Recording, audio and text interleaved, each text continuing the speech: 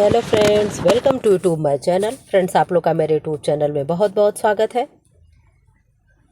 मैं उम्मीद करती हूँ आप लोग स्वस्थ होंगे, मस्त होंगे, पढ़ाई लिखाई में व्यस्त होंगे। मेरी भी तबीयत धीरे धीरे ठीक हो रही है। ठीक है, हम लोग क्या पढ़ेंगे?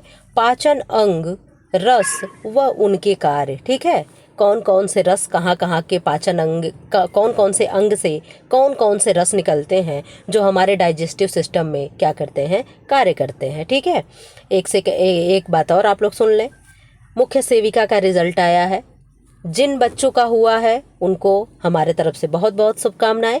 जिनका नहीं हुआ है उन्हें निराश और हताश होने की ज़रूरत नहीं है।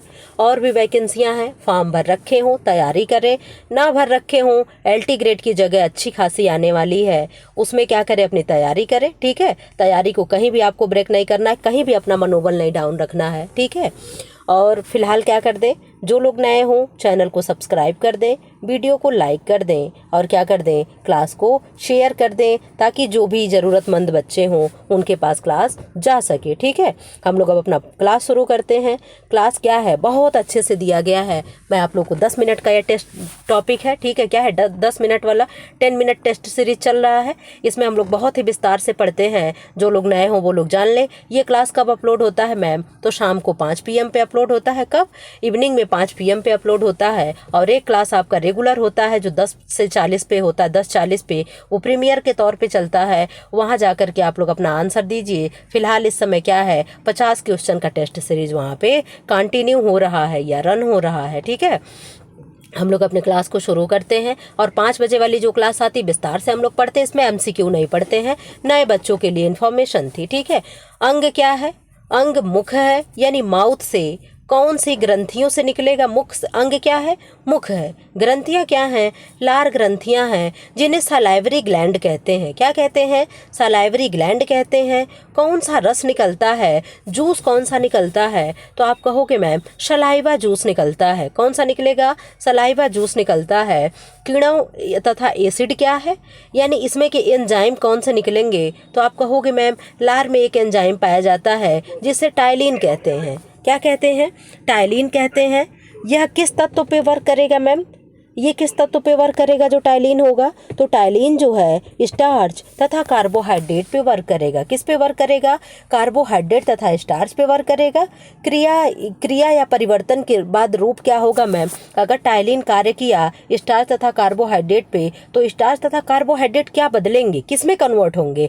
तो आप कहोगे स्टार्च जो होगा डेस्ट्रीन में कन्वर्ट हो जाएगा। स्टार्च किस में कन्वर्ट होगा? डेस्ट्रीन में कन्वर्ट होगा। और कार्बोहाइड्रेट किस में हो जाएगा? माल्टोज में हो जाएगा। माल्टोज कहाँ की शर्करा होती है? तो आप कहोगे मैम माल्ट की जो शर्करा होती है, यानी अनाज की शर्करा, जई की शर्करा इसको कहते हैं। आप लोगों ने फिल्मों मूवी वगैरह में कहते हुए सुना होगा कि माँ के हाथ का रोटी बहुत मीठा लगता है या तुम्हारे हाथ की रोटी बहुत मीठी लगती है। तो एक्चुअल में वो किसी के हाथ से मीठा मीठा नहीं लगता है, वो यही जो माल्टोज होता है इसके प्रेजेंटेशन के कारण क्या होते हैं कि रोटी हमें क्या होता है, मीठा लगता है 2-4 बार बाइट मतलब चबाने के बाद। ठीक है, अब आपको समझ में आ गया होगा कि हम लोग कैसे क्या पढ़ रहे हैं।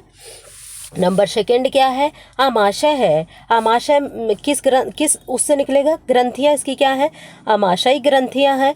कौन सा जूस निकलेगा? तो आमाशयिक रस निकलेगा। कहाँ से निकलेगा? जठर रस से। जठर यानी पेट से। ठीक है, इसको और क्या कहेंगे? आमाशयिक रस कहते हैं। आमाशय को इंग्लिश में स्टमक कहते हैं। और स्टमक मतलब क्या होता है? पेट होता है। और जठर मतलब क्या होता है? पेट होता है। या तो इसको आमाशयिक रस कह सकते हो या तो इसको जठर रस कह सकते हो। ठीक है, दोनों आप कह सकते हैं। इसमें से किण्व या एंजाइम क्या निकलेंगे? तो इसमें से 3 तरीके के एंजाइम रिलीज होते हैं।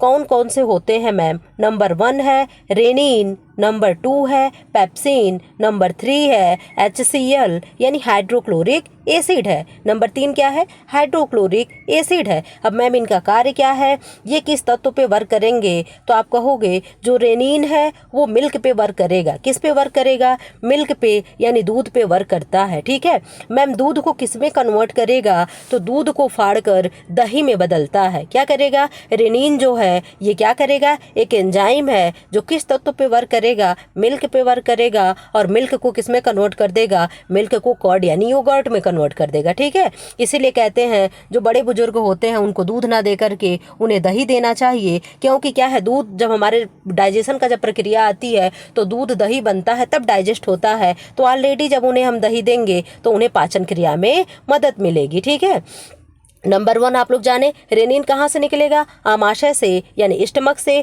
वर्क किस पे करेगा, मिल्क पे। क्या वर्क करेगा मैम, दूध को फाड़ करके दही में कन्वर्ट कर देगा। ठीक है, सेकंड नंबर पे क्या है, पेप्सिन है।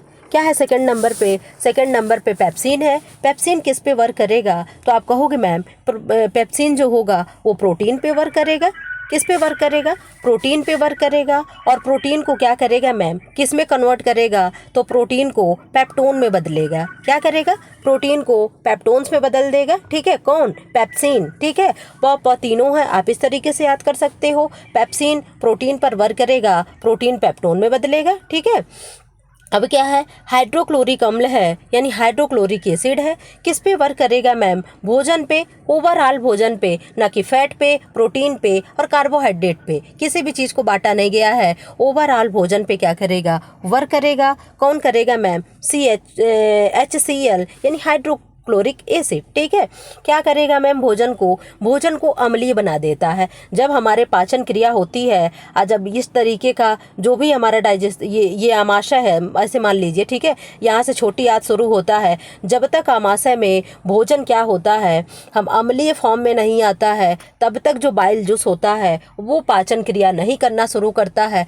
ना बाइल जूस वहाँ पे मिलता है। ठीक है, तो जब भोजन अम्लीय फॉर्म में बदल जाता है, बाइल जूस जब जाता है और वहाँ पे भोजन को ऐसे नहीं, पहले क्या होगा, ये जो हाइड्रोक्लोरिक एसिड है आमाशय में ही, पेट में ही भोजन को क्या कर देगा, अम्लीय बना देगा। फिर वहाँ से क्या होगा, पाचन क्रिया शुरू होती है। नंबर 3 क्या है, पक्वाशय है। नंबर 3 क्या है, पक्वाशय है। पक्वाशय में क्या होगा मैम, किस अंग से निकल, ग्रंथियां क्या हैं, ग्रंथियां हैं पित्ताशय यानी यकृत। ठीक है, यकृत यानी लीवर। ठीक है, इसमें से क्या निकलेगा मैम, बाइल जूस निकलेगा यानी पित्त रस निकलेगा। किस पे वर्क करेगा मैम, इसमें से नंबर 1 निकलेगा ट्रिप्सिन। क्या निकलेगा, कौन से एंजाइम, ट्रिप्सिन निकलेगा। ये किस पे वर्क करेगा मैम, ये भी प्रोटीन तथा पेप्टोन पर वर्क करेगा। किस पे, प्रोटीन तथा पेप्टोन पर वर्क करेगा। अभी आप कहोगे मैम ये पेप्टोन क्या हो गया, जब पेप्सिन वर्क कर रहा था प्रोटीन पे तो पेप्टोन में बदल रहा था। ठीक है, तो अभी सेकंड चरण है पेप्टोन, तो फिर ये ट्रिप्सिन क्या करेगा, ट्रिप्सिन है जो प्रोटीन जो बचा खुचा रहेगा प्रोटीन और बाकी कन्वर्ट हुआ पेप्टोन पे वर्क करेगा। फिर ये किस में बदलेगा मैम, तो ये अमीनो एसिड में बदलेगा। और आप बहुत अच्छे से जानते हो कि प्रोटीन जब डाइजेस्ट होता है तो प्रोटीन का सबसे सिंपलेस्ट फॉर्म क्या होता है, तो सिंपलेस्ट फॉर्म उसका अमीनो एसिड होता है। अमीनो एसिड जब छोटा होता है वही क्या होता है, जैसे CHO का सिंपलेस्ट फॉर्म क्या होगा, ग्लूकोज होता है। इसी तरीके से प्रोटीन का सिंपलेस्ट फॉर्म क्या होगा, तो आप कहोगे मैम अमीनो एसिड होता है। ठीक है, आई थिंक आप लोग को समझ में आ रहा होगा। यकृत, अग्नाशयी ग्रंथियां, अग्नाशयिक रस निकलेगा। फिर यहाँ पे अग्नाशय यानी पेनक्रियाटिक जूस निकलेगा। ठीक है, यहाँ से क्या निकलेगा मैम, एमाइलेज। ठीक है, यहाँ से क्या निकलेगा, एमाइलेज। एमाइलेज मैम किस पे वर्क करेगा, तो कार्बोहाइड्रेट पे यानी CHO पे वर्क करेगा। किस पे वर्क करेगा, CHO पे वर्क करेगा। और मैम ये CHO पे वर्क करके किस में कन्वर्ट करेगा, तो शक्कर में कन्वर्ट करेगा। किस में, शक्कर में यानी ग्लूकोज में कन्वर्ट करेगा। ठीक है, यहाँ शक्कर दिया हुआ हिंदी में, किस में कन्वर्ट करेगा, आप बहुत अच्छे से जानते हो। कार्बोहाइड्रेट यानी CHO का सिंपलेस्ट फॉर्म क्या होता है, ग्लूकोज होता है। ठीक है, अब अग्नाशय से और क्या निकलेगा, नंबर 3 निकलेगा मैम क्या, लाइपेज, पित्तरस। क्या निकलेगा, लाइपेज, पित्तरस। ये किस पे वर्क करेगा मैम, तो आप जानते हो लाइपेज है या बाइल जूस है, जब तक बाइल जूस नहीं निकलेगा तब तक फैट का डाइजेशन नहीं शुरू होगा। ठीक है, क्या नहीं होगा, जब तक बाइल जूस नहीं निकलेगा तब तक फैट का डाइजेशन नहीं होगा। और वसा पर वर्क करेगा तो वसा किस में कन्वर्ट होगा, आप कहोगे मैम पित्तरस में, पित्तरस वो होगा वसा। फिर क्या होगा, पित्तरस में। पित्तरस वर्क कैसे करेगा, भोजन को कैसे, वसा को पचाएगा। नंबर 1 भोजन को क्षारीय बनाता है, भोजन को सड़ने से बचाता है, आप सोच सकते हो कि हमारे पेट में 5 से 6 घंटे भोजन होता है, तो क्या इतने में भोजन को सड़ जाना चाहिए कि नहीं सड़ जाना चाहिए? बिल्कुल सड़ जाना चाहिए, लेकिन भोजन सड़ता नहीं है। क्यों नहीं सड़ता है? इसी बाइल जूस के कारण क्या होता है, भोजन खराब नहीं होने पाता है। वसा को पाचन योग्य बनाना, ठीक है, क्या होता है? वसा को पाचन योग्य बनाना, ये सब पित्त रस के कार्य हैं। प्रोटीन से उत्पन्न यूरिया व यूरिक एसिड को अलग करना और अंगूरी शक्कर को ग्लूकोज में कन्वर्ट करना, ये सब किसके कार्य हैं? आप कहोगे मैम पित्त रस में ये सारे चीज़ें करने के गुण होते हैं। अब नंबर 4 क्या है? छोटी आंत है, यानी स्मॉल इंटेस्टाइन है। क्या है छोटी आंत को? क्या कहते हैं? स्मॉल इंटेस्टाइन कहते हैं। कौन सी ग्रंथियां हैं मैम? तो आंत ग्रंथि है, ठीक है। आंत रस निकलेगा, जिसे आंतरी जूस आप सुने होंगे। इसमें से क्या निकलेगा? Number 1 enterokinase. कौन सा एंजाइम निकलेगा?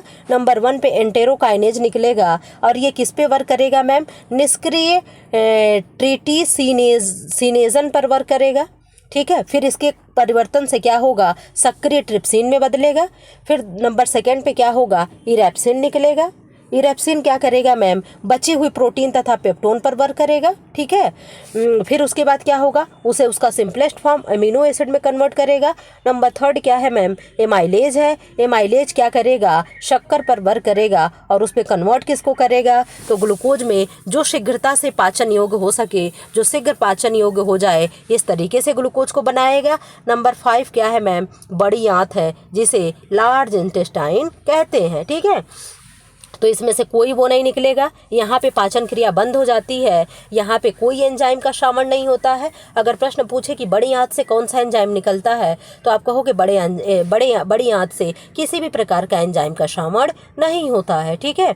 इसमें से क्या होगा मैम? अपशिष्ट पदार्थ बनते हैं, ठीक है। अपशिष्ट पदार्थ जो होगा उसमें से क्या होगा? बड़ी आंत का कार्य क्या है? अगर कोई एक शब्द में पूछे तो आप बताओगे कि बड़ी आंत का कार्य होता है, क्या होता है? अपशिष्ट पदार्थ से जल को शोषित कर लेना, ठीक है। यानी अवशिष्ट पदार्थ से जल शोषित करता है, शेष भाग गाढ़ा मल हो जाता है, ठीक है। फिर बड़ी आंत से क्या होता है? जो मल होता है, जो बेस्ट पदार्थ होता है, अपशिष्ट पदार्थ जो होता है, वो क्या है? हमारे सुबह हम लोग फ्रेश होने जाते हैं तो इस तरीके से बाहर शरीर से निकल जाता है। ये आपका था एक छोटा सा क्लास जो 10 मिनट सीरीज में हम लोग देखते हैं। फिलहाल आप लोग क्या कर दें? क्लास को लाइक कर दें, शेयर कर दें एंड सब्सक्राइब कर दें। ऐसे ही वीडियो पाने के लिए चैनल को सब्सक्राइब कर दें।